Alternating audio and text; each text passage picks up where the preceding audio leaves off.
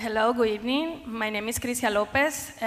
Tonight we are the voice of Puerto Rico, Organize Florida, and Vamos for Puerto Rico. I know that now in Florida we are going through a housing problem that has increased after people like us arrived from Puerto Rico after Hurricane Maria. Right now there's a lot of Puerto Rican families in motels or worse, are homeless right now. So what is your plan to address housing costs in Florida for my community, the Puerto Rican community? Ms. Graham, you're first. Well, first, thank you for being here. I have had an opportunity to spend time with many families that have moved here from the island of Puerto Rico. Welcome. We're thrilled to have you as Americans here in Florida. And we have got to be doing the things that will allow you to integrate, have affordable housing, be able to find that job that you want to have. I did a work day, I spent a day working at a Puerto Rican-owned grocery store. During that day, I had a chance to go across the street and see where one of the families was living. This was a mom with 3 very large boys living in a hotel room. And she said to me, "Gwen, I can't find the housing that I need."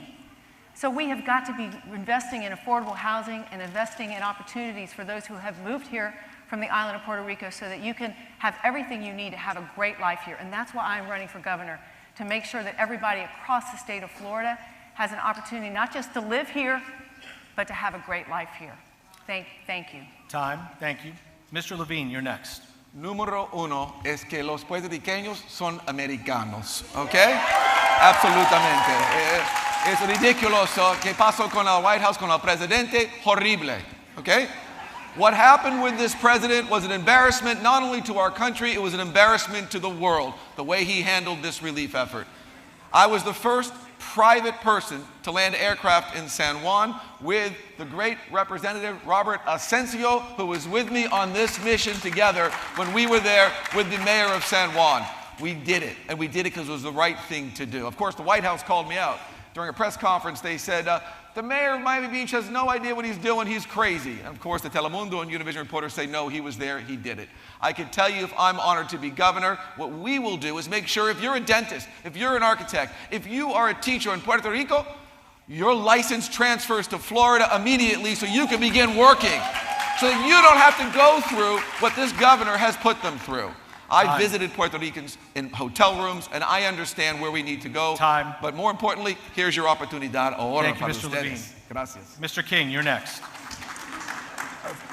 Please, First, quiet down, please. I'm so sorry that our response was so incredibly poor. And the fact that we did not, if this storm had hit Omaha or Orlando, where I'm from, the response would have looked very, very differently. And still today, the response has not looked right. And so you raised the issue, I'm from Central Florida. So many of those families are trying to rebuild their lives in Central Florida. And we have a short-term problem, as you know well, that many of them are in hotels around Disney. And at the end of this month, assistance runs out. So what we have to do is amplify this issue with every bit of our heart, soul, and mind to bring attention to those families in the short term. But in the long term, we have an affordable housing crisis all across Florida. And we need a governor who understands it, who's willing to fix it, and who's willing to invest the resources in caring well for those families. I intend to do that. Mr. King, thank you. And Mr. Gillum. Yeah, Krista, let me first say we all ought to be embarrassed by this president's behavior. If there is a bright spot to it, it is that I think that he learned that Puerto Rico was a part of the United States. There was an important geographical lesson there.